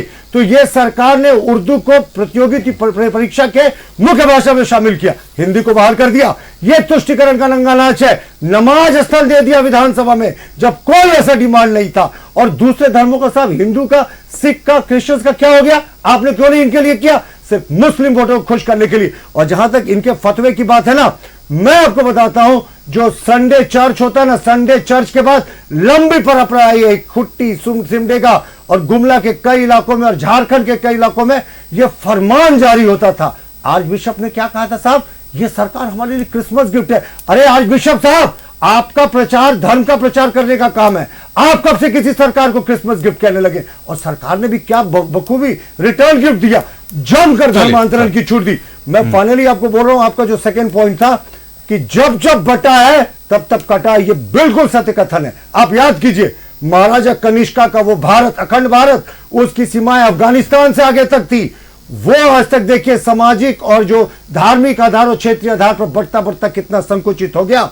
और जिस समय चोला डायनेस्टी के राजेंद्र चोला में बटे तो कट गए, राजेंद्र अलग हो गया, हिंदू अलग हो गया। मैं क्या बोल रहा हूं, और ये राजेंद्र चोला डायनेस्टी के जो बड़े राजा थे, उनका जो नेवी था ना, वो इंडोनेशिया तक उस समय देश का जो कब्जा था। तो ये जैसे जैसे बढ़ते गए, करते कर कांग्रेस देश को काट दिया बीच से। कांग्रेस ने सत्ता के लिए नेहरू को प्रधानमंत्री बनने के लिए देश का विभाजन करा दिया। तो ये बटने और कटने वाले लोग ये क्यों अपने ऊपर ले रहे साहब कि नहीं साहब एक वर्ग विशेष को काटने की बात हो रही है। यहां मुस्लिम तुष्टिकरण के लोगों ने पराकाष्ठा कर दी। काश यही संवेदनशीलता बंधु तिर्की और बन्ना गुप्ता जैसे उन्मादी लोगों ने हिंदुओं के लिए भी दिखाई होती। चुनाव आयोग संज्ञान ले और कार्रवाई करे। प्रतुल जी, अजय लाल साहब, अजय लाल हमारे साथ जुड़े हुए, हमारे सहयोगी। अजय, एक सवाल, किसको कह रहे हैं बंधु तिर्की साहब की आंख फोड़ देंगे? आदिवासियों को कह रहे हैं, हिंदुओं को कह रहे हैं, ओबीसी को कह रहे हैं, किसको कह रहे हैं कि मुसलमान की तरफ देखेंगे तो आंख फोड़ देंगे? और बन्ना गुप्ता साहब किसको कह रहे हैं कि कट्टर हिंदू जो भी है अगर मुसलमान को देखेगा तो बन्ना गुप्ता बीच में आ जाएगा? देखिए अभिषेक, जिस बंधु तिर्की को बिहारियों से नफरत हो, जिस बंधु तिर्की की बेटी को बिहारी समाज से नफरत हो, उनसे आप ऐसी भाषा की उम्मीद कर सकते हैं? आंख फोड़ने की बात जाहिर तौर पर जिस विधानसभा क्षेत्र से बंधु तिर्की की बेटी सुपुत्री में कहूँगा चुनाव लड़ रही हैं, वहाँ पर उन्हें मालूम है कि वो यदि मुस्लिम समाज के पक्ष में बोलेंगे तो उन्हें थोक भाव से वोट मिलेगा। वही भाषा बन्ना गुप्ता भी दोहरा रहे। बन्ना गुप्ता समझदार नेता हैं, उनसे बड़ी उम्मीद रहती है लोगों को, लेकिन इस वोट के चक्कर में उनकी भी भाषा बदल गई। अन्यथा वो कई बार हिंदू मुस्लिम ऐसे शब्दों से परहेज किया करते थे, उनकी भी भाषा बदल गई।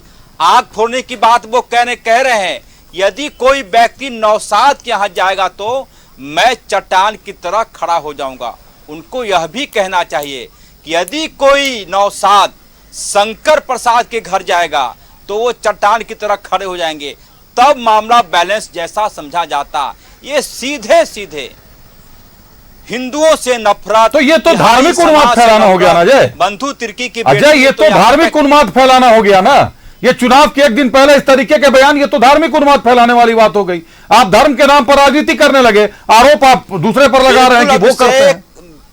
बिल्कुल बिल्कुल अभिषेक, ये धार्मिक उन्माद जैसा ही मामला है। और माफ कीजिएगा, इस मामले में भारतीय जनता पार्टी भी दूध की धुली हुई नहीं है। ये भाषणों में कहना कि आप जय श्री राम बोलकर वोट देने जाएंगे, इसका क्या मतलब हुआ? क्या कोई ऐसा भाषण करता है? मैं कह रहा हूं कि माफ कीजिएगा, भारतीय जनता पार्टी भी ऐसे मुद्दों पर दूध की धुली हुई नहीं है और एक्शन का रिएक्शन होता है। बंधु तिर्की हो, बन्ना गुप्ता हो, इन्होंने बिल्कुल वही काम किया जो भारतीय जनता पार्टी चाहती थी। प्रतुल सहदेव जी स्टूडियो में बैठे हुए हैं, उन्हें तो खुश होना चाहिए कि जो चीज अब तक पर्दे में था, ये दोनों महाशय बंधु तिर्की और बन्ना गुप्ता ने बेपर्दा कर दिया। अब खुलकर बोलिए। और लोहरदगा से तो एक पत्र भी जारी हो गया कि आपको INDIA को वोट देना है। बिल्कुल बिल्कुल अजय, उसी पर पक्ष होगा, उसी पर आ रहा हूं, दर्शकों को भी दिखाता हूं लोहरदगा से क्या पत्र जारी हुआ। बहुत धन्यवाद अजय हमसे जुड़ने के लिए, तमाम जानकारियों के लिए आपका। लोहरदगा से आज चुनाव को लेकर जमीयत उलमा ने एक फरमान जारी किया है।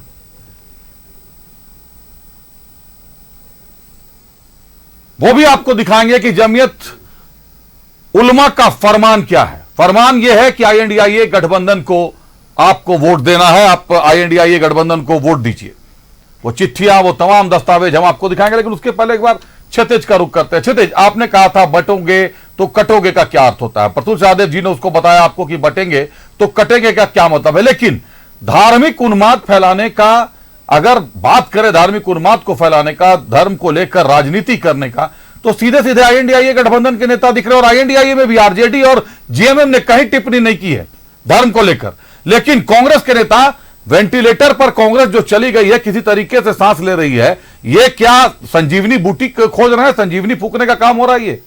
देखिए, मेरे ख्याल से कि कोई भी धर्म का नाम लेकर के अगर कोई राजनीति करता है तो इससे कोई भी संजीवनी नहीं मिलता है। इससे चाहे वो भाजपा करे, चाहे भाजपा के लोग बोले कि अगर आप चुनाव में जाइएगा वोट देने तो एक और घंटी बजाते बजाते बजाते बजाते जय श्री राम और ये हनुमान चालीसा पढ़ते हुए जाइएगा, या भाजपा के लोग कहे कि हम लोग तो भाई वो है जो कहते हैं अरदास है, कहीं कीर्तन, कहीं राम धुन, कहीं आवाहन। तो हम तो सारे धुनों को सुन करके ये भारत बना है, यहाँ हिंदू भी है, सारे जहां से अच्छा हिंदुस्तान हमारा। वो कैसे है जब हम लोग सब एक हैं तब सब है। लेकिन ये लोग अभी आप देखिएगा, माननीय हमारे केंद्रीय रक्षा मंत्री जी जो हैं वो अभी कह रहे थे कि अगर 10 घर 9 घर हिंदुओं का हो और 1 घर मुसलमानों का हो तो मुसलमान सुरक्षित रहता है, लेकिन 5 घर हिंदुओं का हो और 5 घर मुसलमानों का है तो वो खुद को सुरक्षित महसूस नहीं करता है। इसीलिए हमने कहा है कि बटोगे तो कटोगे। तो आप बताइए कि काटने वाला वो किसको बता रहे हैं, बताइए। उन्होंने तो साफ सीधे तौर पर आपके चैनल के माध्यम से ये बात कह दिया है कि बटोगे तो कटोगे। वो किसको कह रहे थे? रिवाइंड कीजिए इसको, रिवाइंड कीजिए। वो इस बात को कहे हैं कि नहीं कहे? चिल्लाना बंद कराइए, फिर मैं बताता हूं। बताएं प्रतुल साहब, किसके बारे में कह रहे हैं? देखिए, जिस तरीके से बंटने से समाज का क्या हुआ है, किससे छिपा हुआ है। इनके सहयोगी दल ने जिस समय समाज का बंटवारा हुआ, 8,500 सिखों की हत्या करवा दी दिल्ली में। राजीव गांधी ने कहा बड़ा गाज गिरता है तो ऐसी चीजें होती है। 17,000 सिखों का निशंस हत्या हो गया देश में। यह समाज बट गया था, तो बटा तो कटा।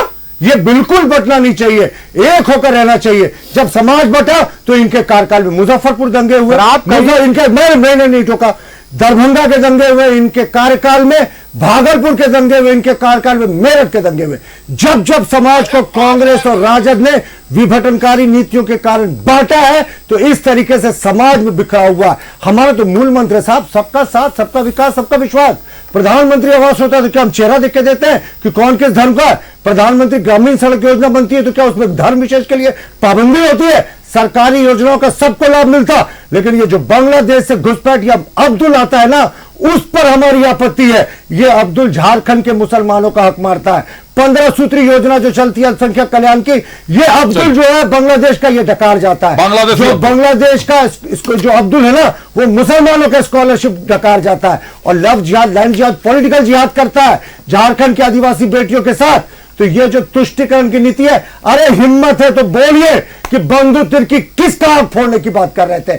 और देखिए इस तरह का बयान कब निकलता है ना, जब आपके जो तीर जो है ना निकल गया आपके कमान से, आपको पता है आप चुनाव हार रहे हैं और सिर्फ तुष्टिकरण के कारण ऐसे घटिया भाषा का प्रयोग कर रहे हैं। मैं बीच में बोलेंगे तो फिर इनके समय मैं भी बोलूंगा। मैं ऐसे मर्यादा का पालन करता हूं। मैं फाइनली समझ पा रहा हूं अभिषेक जो चिट्ठी जारी हुई लोहरदगा से, अभी तक किसी ने उसका खंडन नहीं किया। कैसे एक मुस्लिम संगठन कह रहा है इंडी गठबंधन, उस पर आ रहा हूं। वो भी मेरे सवाल का एक पार्ट होगा, लेकिन उसके पहले अपने दर्शकों को दिखाऊंगा। बटेंगे तो कटेंगे में कहीं हिंसा क्षितिज आपको नजर आ रही है या दर्शकों को नजर आ रही है? अगर आप अपने आप से कहते हैं कि आज घर से निकलेंगे कोई मुझे मार सकता है, आप सावधान रहिए, इसमें हिंसा है या मैं तुम्हारी आंखें फोड़ दूंगा, तुम आओगे तो मैं सामने खड़ा हो जाऊंगा, हिंसा इसमें है। इसका फैसला दर्शकों को करना है। लेकिन आज बांग्लादेशी घुसपैठ पर बात चली है तो आपको ईडी की कार्रवाई से भी रूबरू करा दूं। 17 ठिकानों पर छापामारी हुई है और फर्जी दस्तावेजों के साथ आधार कार्ड बनाने से लेकर मशीन से लेकर हथियार तक बरामद हो गए। एक बार देखिए यह रिपोर्ट, चर्चा अभी जारी रहेगी।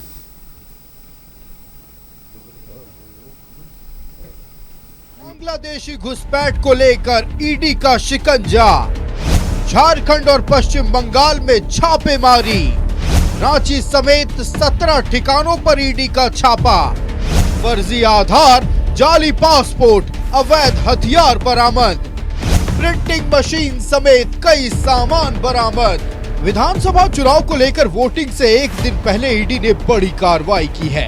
बांग्लादेशी घुसपैठ से जुड़े मामले को लेकर झारखंड और पश्चिम बंगाल में कई ठिकानों पर ईडी ने छापा मारा। बांग्लादेशी घुसपैठ से जुड़े मनी लॉन्ड्रिंग को लेकर रांची समेत 17 ठिकानों पर छापेमारी की गई। ईडी की टीम रांची, पाकुड़ और पश्चिम बंगाल के 24 परगना और कोलकाता में रेड की। केंद्रीय एजेंसी ने रांची के बरियातू स्थित होटल स्काईलाइन समेत 6 ठिकानों पर पहुंची और तलाशी लेना शुरू कर दी। इस दौरान कई आपत्तिजनक सामान बरामद किए गए। ईडी की टीम को फर्जी कार्ड, जाली पासपोर्ट, अवैध हथियार के साथ आधार कार्ड के लिए ब्लैक परफॉर्मा और प्रिंटिंग मशीन मिले हैं। आज का ये रेड से ये प्रूव हो गया है कि झारखंड में ऐसा एक गिरोह काम करता है जो लोग घुसपैठियों को यहाँ लाते हैं और पूरे सरकारी दस्तावेज बना के उनको इंडियन सिटीजन बना देते हैं।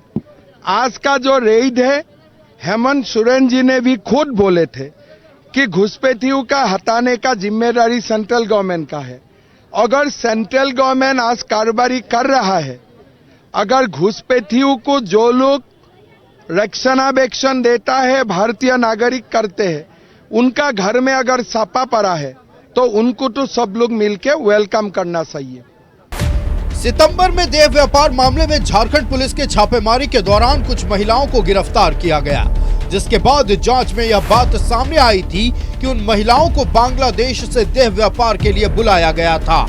बांग्लादेश से पहले उनको कोलकाता लाया गया, फिर उनके फर्जी पहचान पत्र बनाए गए थे और उन्हें रांची में बुलाया गया। इसी को लेकर ईडी ने 16 सितंबर को बांग्लादेशी महिलाओं की तस्करी और संदिग्ध घुसपैठ की जांच के लिए मनी लॉन्ड्रिंग के तहत मामला दर्ज किया था। इसी को लेकर ईडी ने ये छापेमारी की है। Bureau report, news 11 Bharat. ED की छापामारी, तमाम रिकवरीज जो हमने दिखाई आपको अभी तक जो सामने आ पाई। रुक करते हैं अतिथियों का, परवाज के पास चलते हैं। परवाज, मुद्दे गर्म है। चुनाव के ठीक पहले घुसपैठ को लेकर ताबड़तोड़ 17 जगहों पर 17 ठिकानों पर छापामारी। रांची में भी बड़े घुसपैठ का पर्दाफाश हुआ है। देह व्यापार के लिए लड़कियां बांग्लादेश से लाई जा रही हैं। परवाज, देखिए, संविधान आपको जो आपको राज्य सरकार का जो सब्जेक्ट होता है लॉ एंड ऑर्डर का, तो ये तो हम लोग बार बार सवाल पूछ ही रहे हैं और सरकार बदलने वाले भी है। जनता भी जान गई है कि लॉ एंड ऑर्डर यहाँ की फेल है। अब घुसपैठ हो, देह व्यापार हो, हर तरह परवाज एक मिनट। प्रभात, ये सवाल आपसे नहीं है, परवाज खान साहब जुड़े हुए हैं। ये सवाल परवाज साहब से है। आपके पास आऊंगा तो मैं बताऊंगा आपको। बोले परवाज। तो ये इस तरह का हर तरह का चीज जो झारखंड, जिस तरह से झारखंड का सृजन हुआ था, झारखंड जो आंदोलन करके झारखंड बना था, जिस झारखंड को सजना चाहिए था एजुकेशन में, हेल्थ में, वो अपने क्षितिज पे होना चाहिए था। आज जिस तरह से ये 5 साल में झारखंड की जो विविध तस्वीर ये लोग पेश किए हैं, इसी के लिए तो हम लोग बार बार सवाल पूछे हैं कि सवाल पूछना है और सरकार बदलना है। और इसमें जब बात हो रही थी तो अभिषेक, इसमें स्पष्ट कर दूं कि कल झारखंड में प्रथम चरण का मतदान है, ठीक है, मतदान है, तो उसमें कहीं न्यूज का हेडलाइन नहीं रहेगा कि इतने हिंदू टर्नआउट हुए, इतने मुसलमान टर्नआउट हुए। बिल्कुल, उसमें लिखा जाएगा, एक ही चीज आएगा, वोटर, उसको हिंदी में मतदाता लिखेंगे आप। तो वहां पे जब हम लोग का संविधान ने जो शब्द दिया है मतदाता, तो कल मतदाता और मतदाता बहुत अच्छे से, जो ये 5 साल भ्रम में फंस करके किसी तरह ये सरकार को लेके आए थे और इनकी सरकार ने जिस तरह से छला था, तो ये मतदाता भी बहुत 5 साल सवाल पूछते रहे। कल बदलो, सरकार बदलने के लिए ये जाएंगे, ईवीएम का बटन दबाएंगे। इसलिए यहाँ की झारखंड की मतदाता जो है बहुत शुद्ध मतदाता है, ये सब कुछ जानती है कि हमको क्या करना है। हमको एजुकेशन चाहिए, हमको स्वास्थ्य का अच्छा ये चाहिए, हमको यहाँ रोजगार चाहिए। इसकी बात करके वो जाएंगे मतदान केंद्र पे और अपना अपना वोट डालेंगे। अब देखिएगा कि झारखंड आंदोलनकारी के 2 विधवा कल उनका निर्वाचन क्षेत्र में कल चुनाव है। एक तो झारखंड आंदोलनकारी कमल किशोर भगत जी, बबलू दा की उनकी पत्नी नीरू शांति भगत, उधर आप देखिए दामोदर महतो जी की पत्नी भी खड़ी। आप ये देखिए कि एक सच्ची श्रद्धांजलि होगी झारखंड वासियों को कि उनकी विधवा को अगर इस तरह से वो सशक्त बना के नारी सशक्तिकरण में वो लेके आते हैं, चुन के आते हैं, तो बहुत सारे जिस तरह से ये सशक्तिकरण के लिए ही होगा, झारखंड को प्रदान करने के लिए कि अच्छे नेता का चुनाव करें। क्योंकि ये जो चुनाव में सत्ता वाले आए थे, सिर्फ और सिर्फ भ्रम फैलाए थे और सिर्फ और सिर्फ ठगने का कोशिश किए थे, उसको बदलना है। इसलिए झारखंड का पहला चरण का मतदाता है। इसलिए मतदाता से मैं अपील करूंगा कि आप अपने विवेक का अधिक प्रयोग करते हुए मताधिकार का प्रयोग करें। बिल्कुल, अपने मताधिकार का प्रयोग जरूर करें। एक बार हमारे सहयोगी प्रभात भी जुड़े हुए हैं। प्रभात, क्या जमशेदपुर के मुसलमान बन्ना गुप्ता पर निर्भर हैं? बन्ना गुप्ता साहब आज तक जमशेदपुर के मुसलमानों के लिए हिंदुओं से लड़ते रहे हैं, क्या ऐसा कोई इतिहास उनका है? क्योंकि आज उन्होंने कहा है कि जो भी किसी के घर चढ़ेगा नौशाद के घर, वहां बन्ना गुप्ता साहब रहेंगे। लेकिन अजय लाल ने बड़ी अच्छी बात कही कि शंकर प्रसाद के घर चढ़ेगा जो बन्ना गुप्ता के घर के बगल में रहते हैं। कोई नौशाद अगर चढ़े या कोई झिरगा मुंडा चढ़े तो बन्ना गुप्ता साहब क्या करेंगे? घर में घुस जाएंगे? क्या करेंगे बन्ना गुप्ता साहब? बिल्कुल, देखिए अभिषेक, जिस तरीके से ये बयान सोशल मीडिया में बहुत तेजी से फैला है, जो पिछले अगर बात करें, पिछले दिनों वो मानगो के आज़ाद बस्ती में एक सभा को संबोधित कर रहे थे, उसी दरमियान उसने भाषण में ये बातें कही थी कि कोई असलम के यहाँ अगर कोई हिंदूवादी कट्टर अगर जाकर हमला करता है या फिर असलम के यहाँ जाके कोई हमला करता है तो सबसे पहले बन्ना गुप्ता वहाँ खड़ा होगा। निश्चित तौर पर उनको ये बातें ये भी कहनी चाहिए थी, अगर कदमा के क्षेत्र में या सोनारी के क्षेत्र में या अन्य क्षेत्र में कोई हिंदू के घर में जाकर कोई असलम या कोई बबलू जाकर अगर हमला करता है तो सबसे पहले बन्ना गुप्ता पहुंचेगा। ये बातें उन्होंने नहीं की, और इसी को लेकर एक तरह से कहें जो मुस्लिम वोटर के सहारे ही ये पश्चिम विधानसभा का जो निर्णय होता है वो पश्चिम विधानसभा का निर्णय मुस्लिम वोटर से ही होता है। लेकिन जिस तरीके से उन्होंने बयानबाजी दी है, वहीं अगर हम बात करें तो एएमआई के जो प्रत्याशी है बाबर खान, वो भी अपनी दमखम दिखा रहे हैं, क्योंकि वो वही सवाल प्रभात में उसी पे आ रहा था, प्रभात में उसी पर आ रहा था कि बन्ना गुप्ता साहब एनडीए को नीचा दिखा रहे थे या आजाद बस्ती को यह समझाना चाह रहे थे कि कोई बाबर खान काम नहीं आएगा, वहां बन्ना गुप्ता काम आएगा। क्या बाबर खान अपने भाइयों के लिए नहीं खड़े होंगे? क्या बाबर खान किसी हिंदू के लिए नहीं खड़े होंगे? क्योंकि बन्ना गुप्ता साहब ने तो यह साफ कर दिया कि वो सिर्फ आजाद बस्ती के मुसलमान के लिए खड़े होंगे। ना हिंदू से मतलब है, ना आदिवासी से मतलब है, ना ओबीसी से मतलब है, ना वैश्य समाज से उनको मतलब है, किसी से मतलब नहीं है। कोई भी कट्टरपंथी होगा या नहीं होगा, कोई भी असलम का अगर शिकार करेगा, असलम तो झगड़ा करेगा तो वहां पर वो खड़े हो जाएंगे। लेकिन वोट तो बाबर खान को डैमेज करने के लिए एनडीए पर निशाना साध रहे हैं। बिल्कुल देखिए, ये कहीं ना कहीं ये बातें सामने सही साबित हो रही है। जिस तरीके से बाबर खान ने भी लगातार जो पूरे पश्चिम विधानसभा की बात करें, या मानगो आज़ाद नगर हो या फिर आज़ाद बस्ती हो, इन क्षेत्रों में चाहे ये पश्चिम विधानसभा का ही क्षेत्र पड़ता है, कदमा, शास्त्री नगर, इन क्षेत्रों में भी मुस्लिम बहुल इलाके हैं, वहाँ भी इनकी अच्छी पकड़ है। और जिस तरीके से लगातार जो बाबर खान जिस तरीके से जनसंपर्क अभियान चला रहे हैं, वो कहीं ना कहीं ये अफेक्ट तो जरूर करेगा अभिषेक, क्योंकि मुस्लिम वोट पे ही पश्चिम विधानसभा का निर्णय आता था। लेकिन कहीं ना कहीं हम ये कह सकते हैं कि जिस तरीके से बाबर खान एएमआई से खड़े और उनकी अच्छी पकड़, क्योंकि झारखंड मुक्ति मोर्चा में जब थे वो, तो उनकी अच्छी पकड़ थी, अच्छी धाक थी, और उनके साथ एक कमेटी चलता था, एक तरह से कहें कि हुजूम चलता था। लेकिन इस बार वो एएमआई से प्रत्याशी बनाया गया, और एएमआई का जो पिछले बार का अगर हम बात करें तो पिछले बार लगभग 8000 के आसपास मत मिले थे उनको, और इस बार भी ये मत आगे बढ़ेगा, लगभग 12 से 15,000, 20,000 हो सकता है वो जीत के कगार पे भी रहे। लेकिन ये जो बातें सामने आ रही है, जिस तरीके से पूरा खेल चल रहा है हिंदू मुस्लिम वाली बात, एक तरफ से जहां राय जी पकड़ बनाए हुए हैं, वहीं अगर हम बात करें तो बन्ना गुप्ता भी मुस्लिमों पर कहीं ना कहीं एनडीए को धूमिल करने के लिए बातें कह रहे हैं। निश्चित तौर पर सोनारी कदमा के जो हिंदू कहीं कल हमने बात की तो उसमें कहीं ना कहीं रोष पैदा हो रहा है कि इस तरीके से कहीं ना कहीं बन्ना गुप्ता का ये बयान ना तो वो मुसलमान को साध पाएंगे, अकलियत को साध पाएंगे, और ना ही वो हिंदू समाज को साध पाएंगे।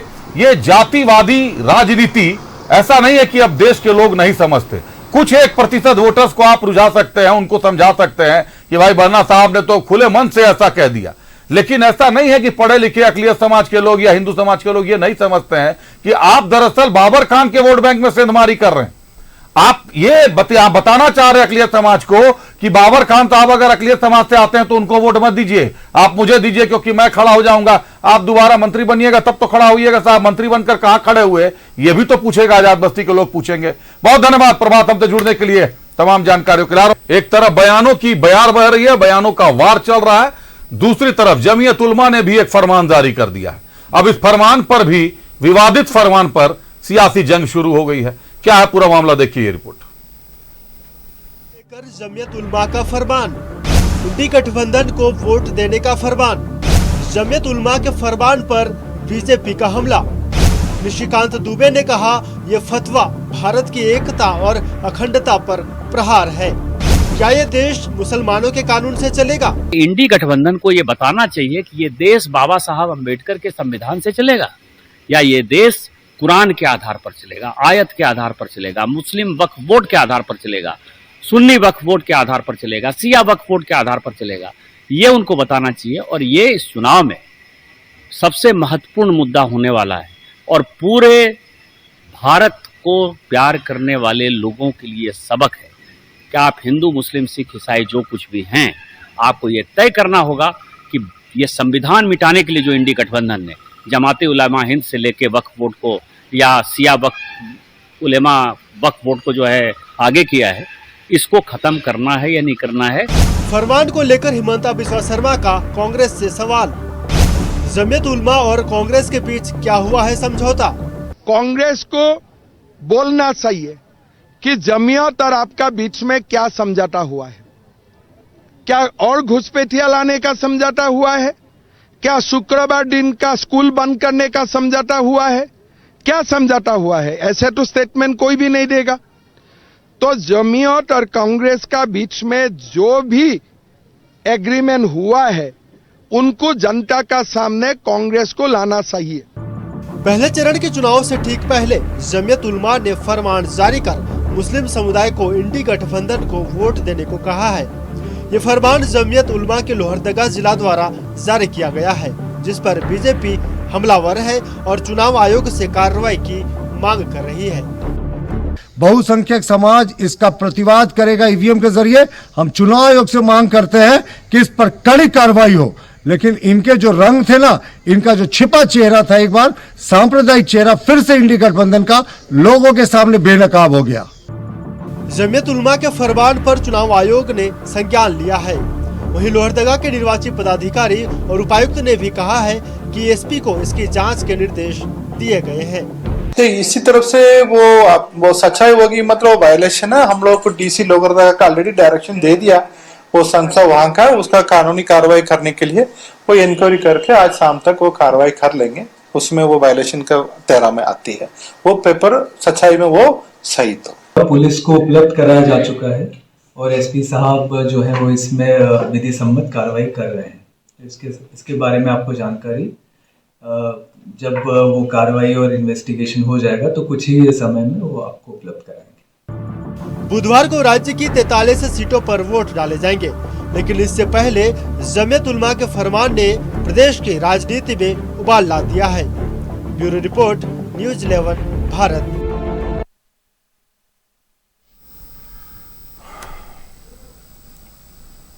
तो जमीयत उलमा का फरमान और उस पर घमासान आपने देख लिया। रुक करते अतिथियों का, प्रतुल शाहदेव साहब के पास चलते हैं। प्रतुल साहब, एक तरफ जमीयत उलमा फरमान निकाल रही है कि INDIA गठबंधन को ही हम सारे लोग वोट देंगे, ये फरमान जारी हो रहा है। निशिकांत दुबे साहब उस पर क्या कह रहे हैं आपने सुना अभी कि ये देश उनके कानून से नहीं चलेगा। दूसरी तरफ घुसपैठ पर आज ईडी का बड़ा वार, बड़ा प्रहार, 17 ठिकानों पर एक साथ रेड।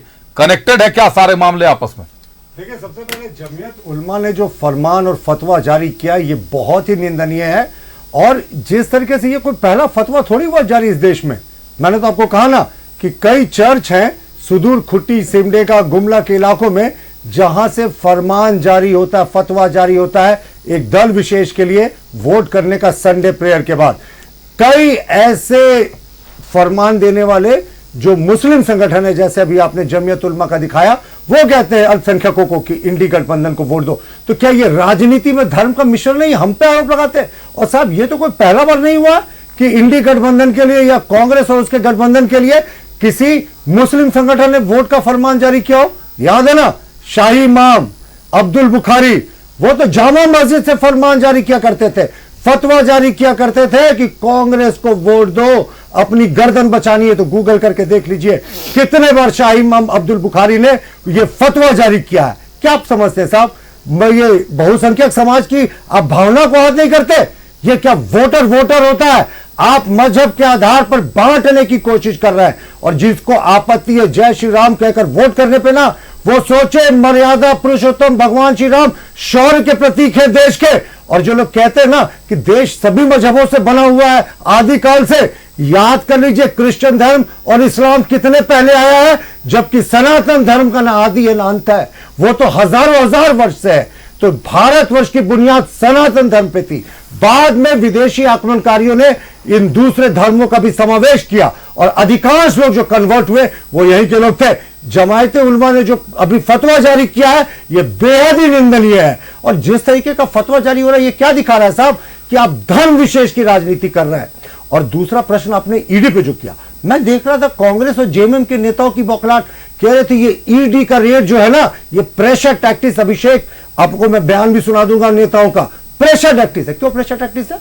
ये क्या किसी कांग्रेस के नेता पर रेड हुआ या किसी जेएमएम के नेता पर रेड हुआ? ये तो बांग्लादेश के जो इन्फिल्ट्रेटर्स को पला देने वाले लोग हैं, मनी लॉन्ड्रिंग करने वाले लोग हैं उनके नाम पर, जिनके यहां से अवैध हथियार बरामद हुए, जिनके पास से पासपोर्ट बरामद हुए, दर्जनों बैंक खाते, मनी लॉन्ड्रिंग का टेल उनके यहां छपा हुआ। तो कांग्रेस और जेएमएम का तार क्या इन बांग्लादेशी इन्फिल्ट्रेटर्स को पला देने वाले गिरोह से जुड़ा हुआ है? जो ये प्रेशर टैक्टिक्स कह रहे साहब, ईडी काम कर रही है और इन्फिल्ट्रेशन जो है ना घुसपैठ है, ये सबसे बड़ा मुद्दा है संथाल का। जिस तरीके से डेमोग्राफी बदली, आदिवासियों को टारगेट किया गया और जिस तरीके से बार बार टारगेट किया जा रहा है, बेटियों को टारगेट किया जा रहा है, झारखंडी मुसलमानों को। मैं तो बार बार कहता हूं कि जो बांग्लादेश का अब्दुल है ना, सबसे पहले यहां के झारखंडी मुसलमानों का हक मारता है, उसके बाद आदिवासियों का हक मारता है। लेकिन ये जो ईडी के रेट पर प्रेशर टैक्टिक्स जेएमएम और कांग्रेस कह रही है, साहब पूरी की पूरी दाल काली है। लगता है आप तो लोगों के तार भीतर कनेक्शन पूरा। और कनेक्शन क्यों नहीं होगा अभिषेक? इनके मुख्यमंत्री कहते कोई घुसपैठ नहीं हुआ, जबकि सेंट्रल एजेंसीज कहती है एफिडेविट करके हाई कोर्ट में कि जो घुसपैठ हुआ हमने उसकी सूचना दी। इनका स्पेशल ब्रांच जून 2023 में कहता है कि घुसपैठ हुई है और मदरसों में इनको ठहराया गया, हमारे सरकार के कार्यकाल में इनका आधार पत्र बनाया गया। तो ये जो कुछ भी हो रहा है ये बेहद निंदनीय है। जो उलमा ने आज फतवा जारी किया है, ये पूरे बहुसंख्यक समाज पर, हिंदुओं पर चोट है। आप कैसे मुसलमानों को एक गठबंधन विशेष के लिए वोट करने का आह्वान कर सकते हैं? वोटर होता है। परवाज लोहरदगा जमीयत उलमा लोहरदगा से यह फरमान जारी हुआ है, आंसू के खाते में सीट है, आदिवासी रिजर्व सीट है। क्या वहां ये फरमान जारी कर मुसलमान ये बताना चाह रहे, दोनों आदिवासी है, रामेश्वर राव साहब, नीरू शांति भगत जी भी आदिवासी है, झारखंड आंदोलनकारी की पत्नी है, एक विधवा के खिलाफ एक पूरा समाज चला जाएगा केवल एक उलेमा साहब के बोलने से? देखिए अभिषेक, देखिए लंबा चौड़ा हम बहुत ज़्यादा बोलेंगे नहीं, लेकिन इसमें हम देखिए, आप लोहरदगा में एक रिटायर्ड आईपीएस चुनाव लड़ रहे हैं और उनकी अगेंस्ट में कौन चुनाव लड़ रही है? झारखंड आंदोलनकारी की विधवा। आप देखिए जिस तरह से जन सैलाब लोहरदगा में उमड़ा जी। आप पदयात्रा में भी देखिएगा, इसमें समुदाय विशेष नहीं, सारे लोग मेरे माननीय अध्यक्ष के साथ साथ में चले, क्योंकि वहाँ लोहरदगा में बदलाव के लिए हमको लाना है, एक विधवा को इंसाफ देना है, एक विधवा को सशक्तिकरण करना है। मैं तो ये जो चिट्ठी जो निकली हुई है, इसमें हो सकता है इसमें फ़ोन नंबर भी होगा, तो इसमें न्यूज़ 11 को सत्यता की इसकी जांच भी करनी चाहिए थी। लेकिन इसमें ये भी देख रहा हूँ कि आपका अभी जो आपने कार्यक्रम स्टार्ट किया था, तो आपने बंधु तिर्की जी का बयान दिखाया था, आपने वंदना गुप्ता जी का बयान दिखाया, उनकी हताशा दिख रही थी जो बयान में, वो डर का एक माहौल पैदा करना चाह रहे थे, खास करके मुसलमानों में। हो सकता है कि उनके आईटी की टीम ने भी इस तरह का कुछ किया होगा, क्योंकि अगर कुछ भ्रम पैदा करना हो, क्योंकि एक झारखंड आंदोलनकारी की पत्नी को अगर वो 5 साल जनता की सेवा की है लोहरदगा में, अच्छे समूचे झारखंड में भी जिस तरह से चल रहा है, तो एक तरह से आपका स्टार्ट में भी वही दिखाई दिया होगा। हो सकता है, इसको हम सत्यापित नहीं कर सकते हैं कि इस तरह का चीज़ है, अगर है तो उसमें वो होना चाहिए कि कुछ रजिस्ट्रेशन नंबर होना चाहिए, कुछ एक्सपर्ट होना चाहिए, कुछ चीज़ होना चाहिए। अगर वो लेटर इस तरह से निकाले तो, लेकिन उसमें भी ये देखना चाहिए कि आईटी वाले अगर इस तरह का चीज़ अगर क्रिएट भी करते हैं तो उनको ये भी फर्क होना चाहिए। फतवा हमेशा मुफ्ती देते हैं, तो इसमें देखिए, इसमें जो इस्लामिक विद्वान होंगे उस तरह का चीज़ बात करेंगे, लेकिन जनता बहुत स्पष्ट जान चुकी है कि लोहरदगा को हमको विकास के मार्ग में लेके आना है। यही आईपीएस अफसर थे ना जो झारखंड आंदोलनकारियों के ऊपर लाठी बरसाते थे, लालू प्रसाद जी के कहने पे उनके आदेशों का पालन करते थे, उनको जेल में डालते थे। आज उन्हीं आंदोलनकारी की जो स्वर्गीय आंदोलनकारी है, जो उनकी पत्नी लड़ रही है, तो उनको लोहरदगा के वासी अच्छे तरह से इंसाफ देना चाहते हैं और उनके नेतृत्व को स्वीकार करना चाहते हैं। चलिए, हमारे साथ क्षितिज भी जुड़े हुए। क्षितिज, ये मुझे बताइए कि ये अचानक चुनाव के एक दिन पहले इतने ज्यादा अकलियत समाज का के हितैषी क्यों बनने लगे सारे के सारे लोग? और दूसरी तरफ ये जो है, अभी परवाज ने ठीक कहा कि आईटी सेल का भी करामात ये हो सकता है, हालांकि अभी देर रात तक कोई खंडन नहीं आया है इसका। अगर जमीयत उलमा का ये नहीं था जारी किया हुआ तो खंडन अभी तक आ जाना चाहिए था। मुख्य निर्वाची पदाधिकारी ने कहा कि लेटर सही प्रतीत होता है। मुख्य निर्वाची पदाधिकारी का आपने बयान दिखाया, उन्होंने कहा कि लेटर सही प्रतीत होता है। ये ध्रुवीकरण के लिए, अब परवाज यार मेरे समय नहीं बोलो, मैं मुख्य निर्वाचित पदाधिकारी को कोट कर रहा हूं, आपने दिखाया कि उन्होंने कहा लेटर सही प्रतीत होता है, डीसी को कार्रवाई करने का आदेश दिया गया। चलिए आदेश दिया गया सर, जांच चल रही है। मैं क्षितिज का एक बार क्या ये मतलब कैसा चुनाव है जो हमेशा हर जगह आप लोग कहते हैं कि धर्म के नाम पर चुनाव नहीं होना चाहिए, भाजपा धर्म के नाम पर बांटती है, लेकिन बयान आ रहे हैं सीधे सीधे मुसलमान को लेके, हिंदू को लेके, इस तरीके से अकलियत समाज को लेकर। भाई ये क्यों बांटने वाली राजनीति क्यों? क्या हिंदू समाज जो देख रहा होगा, जो आपके वोटर होंगे, आरजेडी के वोटर सीधे सीधे हिंदू समाज के लोग होंगे, मुस्लिम भी होंगे, आपके कांग्रेस के वोटर्स काफी हिंदू हैं, जेएमएम की रिजर्व सीट पर भी कई हिंदू हैं, क्या ये लोग वोटर्स की गिनती में नहीं आते सर? INDA समाज के, INDA पार्टी के, गठबंधन के। देखिए पहले तो मैं यहाँ देख रहा हूँ कि प्रतुल जी कह रहे हैं लेटर सही है, प्रभात जी कह रहे हैं लेटर गलत है, तो ये दोनों हम लोगों को जबरदस्ती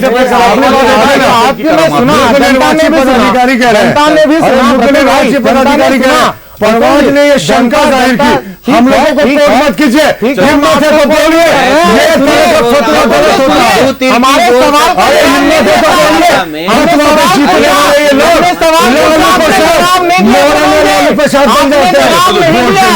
प्रतुल जी, आपने हमने सवाल पूछा, आपसे सीधा सीधा आपने जवाब नहीं दिया, आप सवाल के जवाब। अरे मैं तो अभी भी जवाब क्यों दीजिए ना सर, प्रतुल फोबिया से निकाल, आपको कोई प्रतुल फोबिया नहीं है, कहाँ से होगा? मौलवियों के फरमान पे चलने वाले लोग नहीं करता था। इमाम बुखारी शाही में मानता, पूरे देश के मुसलमानों हो गया, बौखलाहट ज्यादा नहीं, बौखलाहट छोड़िए, चलिए आपके सुप्रीमो लालू प्रसाद जेल जा चुके हैं भाई, जो भ्रष्टाचार में तो मुक्ति मोर्चा लालू प्रसाद 5 केस मुजरिम है। मैं आता हूँ, राजेश भी जुड़े हुए हैं, एक बार राजेश का रुख कर देता हूं, सीधी जा रहा हूं आपके पास। राजेश, ये जो चिट्ठी जारी हुई है जमीयत उलमा की, ये चिट्ठी सही है या गलत है? कोई सूचना मिली? और क्या इस तरीके से अचानक चुनाव के एक दिन पहले कांग्रेस के लोग जो अकलियत समाज को साधने का प्रयास करने लगे, सारा वोट बैंक, बाकी जो मुझे लगता है कि जो हिंदू सीटों से, जहां हिंदू बहुल क्षेत्र होंगे, वहां से जो कांग्रेस के उम्मीदवार होंगे, ये तो सबको डैमेज कर ले बैठेंगे ये लोग। बंधु तिर्की और बन्ना गुप्ता के चलते 30 सीटों पर कांग्रेस खड़ी है, बाकी 28 सीटों पर कांग्रेस को जवाब किसको देना पड़ेगा? नहीं, देखिए हमारी तो बात हुई मुख्य निर्वाचन पदाधिकारी के कार्यालय के लोगों से, तो उन्होंने कहा कि इसकी जांच की जा रही है और डीसी को इसके लिए रेफर किया गया है। और जो प्रथम दृष्टया है, साफ तौर पे ये लग रहा है कि एक कहीं न कहीं ये जो संदेश देने का प्रयास किया गया है कि लोग INDA के तरफ वोट करें, क्योंकि उसमें आप जो कंटेंट आप देखेंगे, जो सचिव लिखे हैं, उसमें उन्होंने कहा है कि जिस प्रकार से अल्पसंख्यकों के प्रति इनका रवैया रहा है, इससे साफ प्रतीत होता है कि गोलबंदी करने का प्रयास किया गया है। ऐसा है कि पहले भी इस तरह के पैगाम कहे, संदेश देने का प्रयास होते रहे, लेकिन फिलहाल यह जांच का विषय है और यह सभी तरीके से इसको कहीं न कहीं गलत ही माना जाएगा, चाहे जो INDA के घटक दल हैं, चाहे वो जेएमएम हो, कांग्रेस हो, आरजेडी हो, इन सभी लोगों के लिए अहितकर है, क्योंकि इस तरह के संदेश देने से कहीं न कहीं गोलबंदी हो जाएगी और ये रिएक्शनरी तरीके से इसका इम्पैक्ट पड़ेगा और इसके परिणाम उनके लिए भी खराब होंगे। इस तरह का काम नहीं करना चाहिए, लेकिन अब है कि राजनीति में कई संगठन कुछ न कुछ करते रहते हैं, तो एक तरह से यह भी किया गया है। अब देखना होगा कि जो जिला निर्वाची पदाधिकारी हैं, वहां के डीसी हैं, उनकी जांच रिपोर्ट जब चुनाव आयोग के पास आएगी तो क्या होता है। इसमें निश्चित रूप से जो विधि विशेषज्ञ हैं, उनका कहना है कि इस पर तो कार्रवाई होनी चाहिए। अभिषेक। बिल्कुल राजेश, बहुत धन्यवाद हमसे जुड़ने के लिए, तमाम जानकारियों के लिए।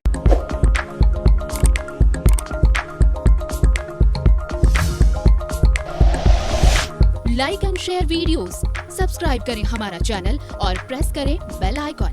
News 11 भारत, सच है तो दिखेगा।